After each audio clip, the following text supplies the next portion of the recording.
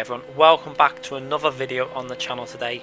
We're back on Project Cars 2 and we're back with our first setup in the new DLC Porsche 911 Rsr Gte race car. We're taking it to Monza at the moment because we're concentrating on Monza as the track. We want to get quite a few cars set up on Project Cars 2. I did obviously want to get all the GT3 cars done, but obviously this car's come out, so I'm going to try and get all the GT3 cars and all the GTE cars set up and then put into a order of what cars have got the top speed, etc. So for tracks like this what cars in each category you're going to pick. So this car, really nice car to drive, a lot of grip.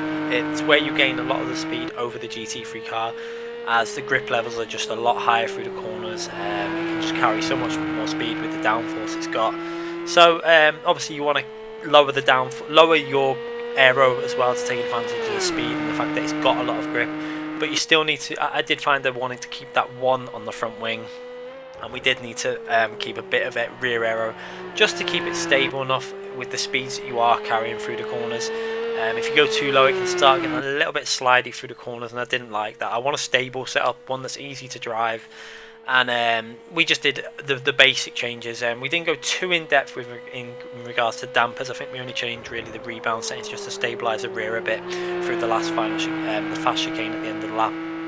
All the other changes in the basic suspension, like we slightly raised the front and then dropped the rear, so just a bit more of a less rake on the car to get a bit more grip, and then rear tyres coming out some of them slow corners. So what we're going to do, we're going to go through to the lap now. We're going to do a track guide for you guys, give you an idea of the braking points and some of the areas where I lost a bit of time.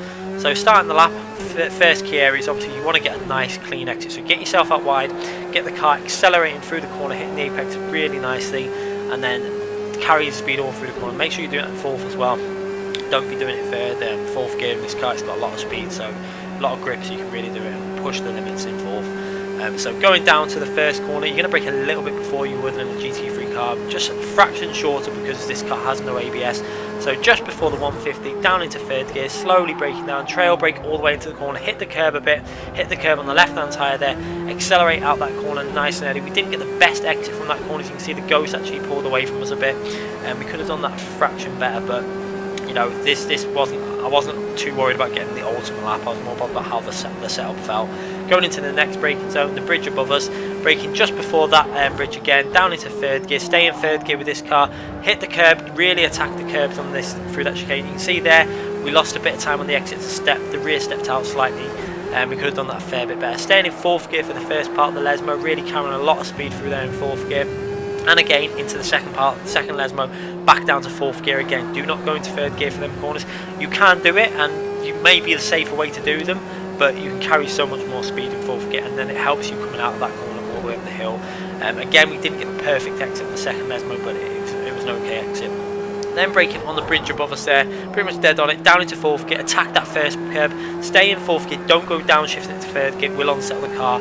Also staying in fourth gear will give you so much more exit speed. As you can see, the ghost behind us did it in third gear and then upshift into fourth, and you can see the lack of acceleration compared to just staying in fourth gear. Now we're going to look for the 100 board on the left hand side, braking dead on that, pretty much staying in fourth gear.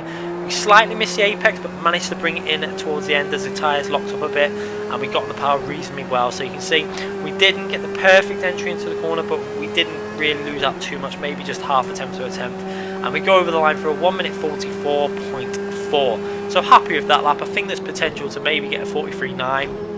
I don't think this car's as fast as the Ford around this track. Be interesting when we come to the Ford to see what we can do in that, but I think it'll be at least half a second faster than what we've done in this. So you can see there, top of the leaderboard, not really been pushed that hard in this car. Fairly easy, comfortably into number one spot. So we're going to have a look at the setup. Obviously for the setup we did it for the time trial, so brake opening, the ducts were only open 15 and 10%. For a proper qualifying run, you're going to probably want to up them to maybe 25 to 20 respectively for the rear and front. Tyres, we adjust them. Make sure you get rid of the symmetrical for the tyre pressures. I wanted to alter them just to keep the tyres around 26 psi throughout the lap.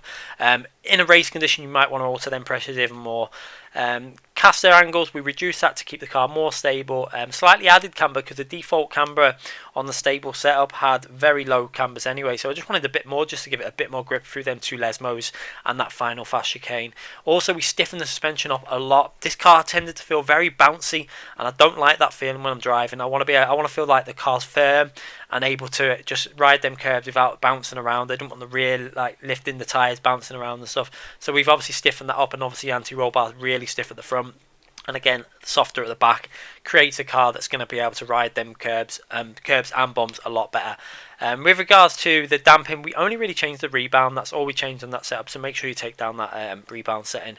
Radiator 10%, we ran that on. If you really want to go for a hot lap in time trial, put it down to 0 or 5%. But in terms of qualifying, you're probably going to run it at about 20 to 25%, and in race you are going to need to go way higher than that. Maybe it's 50%, maybe more, depending on the race length.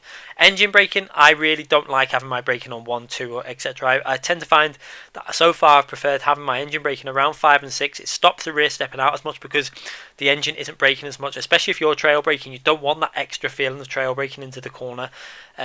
ABS is irrelevant because the car doesn't have it, so you don't have it set in time trial. Traction control 22, and the preload we put it up to 30, and it just provides a bit of stability with running that lower aero of the 1.3 aero setting that we were running. Power ramp 60 and the coast 35. That just enables the car to coast through them corners a little bit better when coming off the throttle. So for the two lesmos, when you're lifting off, it just stops the car slowing down too much. You're able to carry a lot of speed when you've got that coast setting a little bit up from the lowest setting. Anyway guys, I hope you enjoy this setup. It's very much a base setup. There is quite a few changes from the default obviously, but it's not going too in depth on the damper settings. I just wanted to get a nice stable fast setup out for this car as it's a new car, and I think everyone can then adjust it and tweak it to their liking. But I felt like it was planted, it was settled through the corners, and it was fairly easy to drive, I found, obviously with the grip levels this car runs. So I think it will be a lot faster than the standard setup, because the standard setup was really high on the aero. I think it's like 1.9 or something like that, and you just don't need that type of aero around Monza. So we've obviously adjusted the car setup to take into fact that we're running lower aero and we want more top speed.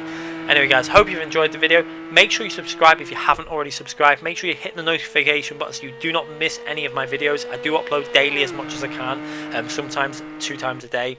And obviously we upload GT Sport, we upload Project Cars 2, and we upload Assetto Corsa as well. Anyway guys, thanks for watching, and we're going to be back very soon with more videos. Thanks again.